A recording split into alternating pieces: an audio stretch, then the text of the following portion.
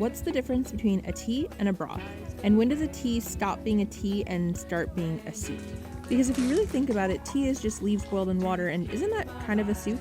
Anyway, a few people were asking for variations of ochazuke, and yes, there are lots of different variants. Today I decided to cook my rice with a combination of honshimeji, maitake, and dried shiitake mushrooms, for those who can't eat or don't like fish. And the tea I brewed today was barley tea for those who don't like or can't have green tea.